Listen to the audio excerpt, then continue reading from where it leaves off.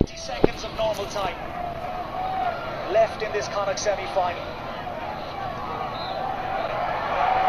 Andy Moran wrestling with Owen Curran as Cillian O'Connor waits to take the kick. It's a dangerous one, it's dropping, and Power gets a right fist to it to knock it away from danger. And there to gather it is Adrian Varley. Confirmation of that Galway change. It is Sean Denver from Indravaughan who's in, and Johnny Heaney from Killannon who makes way.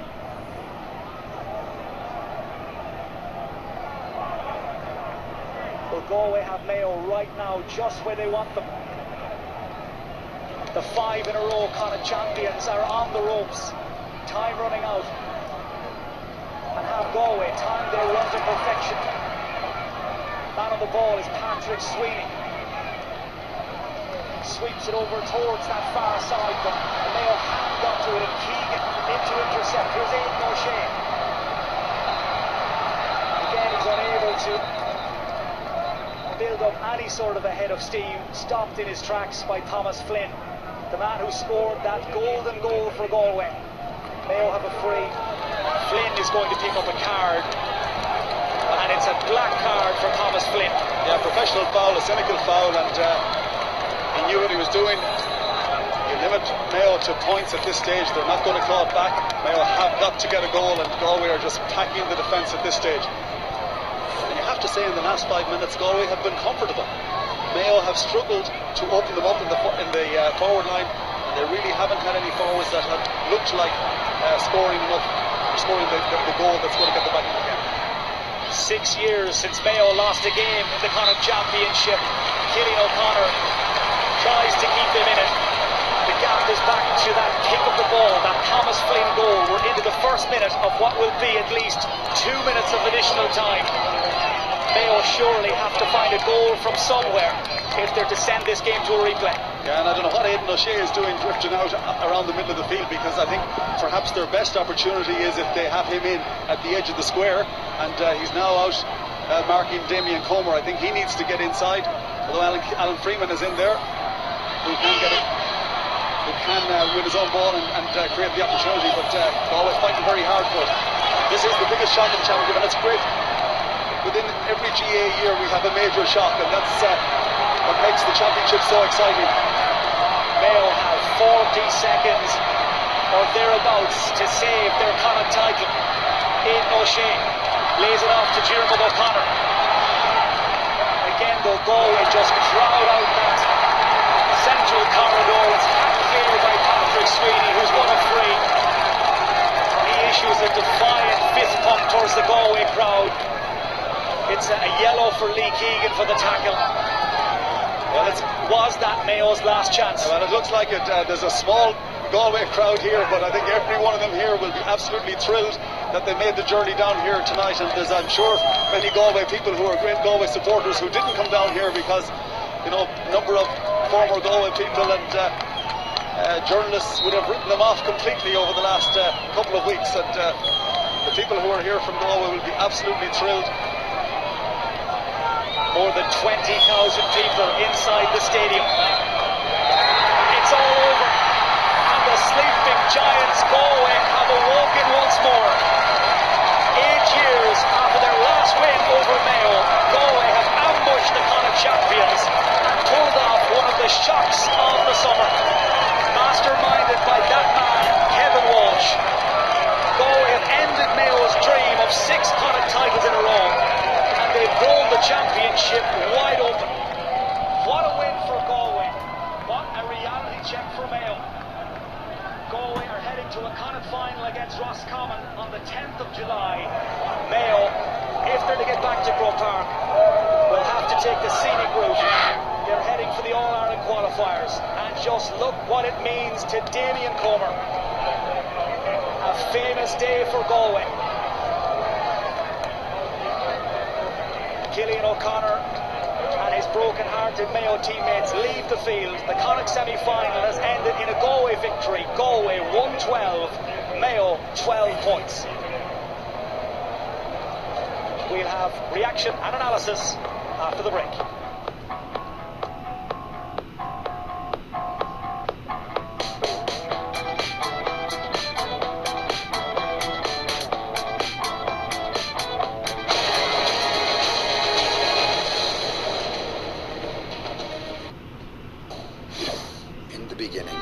a spark, a seed, a belief, truth, and in this truth your life is shaped. In that instant, be there with everything you believe in, for the hard knocks and sacrifices, and win and lose and win again, and be there all the way. Show the world that it was worth it. The GAA Football Championship. Be there all the way. But one of the bits of advice he gave to me was that you can never rehearse a commentary on a football match or a horse race or anything like that. But you can get the flow of it, and the best place to rehearse is in the bath. So I used to have a bath and have football matches up and down the bath. What it was like to anybody who would happen to hear it, I don't know. They probably thought he's really gone. Really but this was it really and truly was a help to get a flow a flow of conversation. Yes, which proves that you're the most hygienic commentator as well as everything else. Well, in fact, the earliest recording that we were able to find of you, which is still in the archives down in the cellars, I think dates from 1947. Perhaps you have better knowledge of it. But I have it here on tape. And this, in fact, is on tape now. But we had to transfer it from disc. Remember those roundy things, you know? And it played from the inside out to the... That's how long ago it is. So maybe you can identify it. Listen to it. No. The quality is appalling. Of the commentary? The quality. Oh, sorry. 50 for Kerry. Giga is waving and waving and waving over to the sideline, and he's gone down again.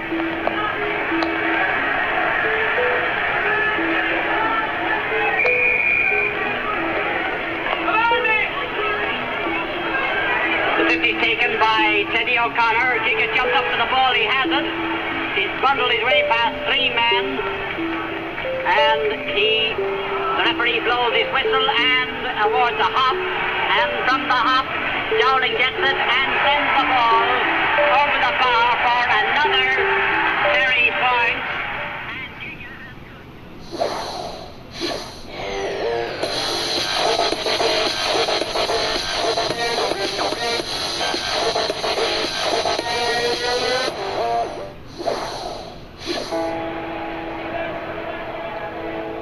The GAA was now a great organisation. Where once it had been the symbol of bitter resistance, it now became the substance of sweet victory. In the 20s and 30s, the games boomed. Newspapers, which once had given them 1 or 2 short paragraphs, now began to devote whole pages to the reporting of the games. At All-Ireland final after All-Ireland final, new records were set for attendances. Even during the years of the Second World War, the GAA remained strong. The continued power and influence of this great national organisation seemed assured. And yet, a change was taking place. A new Ireland was being born. But unlike 40 years ago, this birth was quiet and almost unnoticed. Yet the changes it brought were probably as far-reaching, certainly for the GAA, which saw the last days of its greatness in the 50s. It was in Dublin that this greatness was most apparent, culminating in a great All-Ireland victory in 1958. In the beginning, a spark, a seed, a belief, truth, and in this truth your life is... Well, what about that? Galway have ended Mayo's dreams of a record 6 Connacht titles in a row by beating their neighbours for the first time since 2008, and you can see just what it means to the players and to the fans who've made their way here this evening. They came in as the 5-1 outsiders, and what an upset we have just seen here this evening. Mayo, 12 points. It was that goal proving decisive for Galway in the end. James, let's start off with you coming into this. As I said, Galway were the outsiders. Many people had written them off before the game had even started. So much credit has to go to them for what they've done here this evening. Yeah, and I was one of the main people that wrote them off. Galway were very good. Throughout their application, their effort, their commitment grew as the game progressed. And in their new players, the debutants that played tonight, I thought they were superb. With Bernard Power and goals, kick-outs were excellent. Owen Kieran, David Wynne, Eamon Brannigan, all those guys, they really played really well out here, and was a tough game against a really tough team. So full credit to Galway, and absolutely deserved the win. Yeah, and they really grasped onto an opportunity in the second half where they took the lead, and things just seemed to go onwards and upwards from there. Yeah, it just came from a bad kick out from Rob Henley, and fell into Tomas Flynn's hands. And as Paul mentioned in commentary, he did a run at Croke Park last year against Kerry and stuck in the back of the net, and that was just, this is where Galway came into their own, because they were just electrifying for the 15 minutes after. They were 11-7 down, and they just went on a run after that, and they ended up going, I think it was something 1-11 to 11 ahead from being 11-7 down. But that was the injection that Galway needed, and it just gave them the belief that, hang on a minute, Mayo aren't everything they're made out to be. And then this guy here, Paul Conroy, ensured and score, and I suppose shot selection, we talked about Mayo from the first half, but look at that off the left foot, knew where the posts were, and that, James, I think it comes from that injection of pace and the belief that you get from the goal, and all of a sudden we saw a different Galway. I think that was the word, because Mayo at the start of the second half, they upped the intensity, and they were getting the tackles in.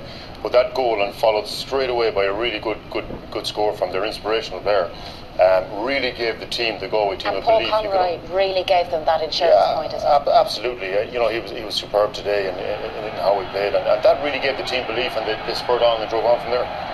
Yes, and I think we've looked at guys like Gary O'Donnell, and Gary Sykes, and these guys, and how they can drive on this Galway side. But for us, Paul Conroy was a man. He was just, he was there. He was a colossus in this Galway side.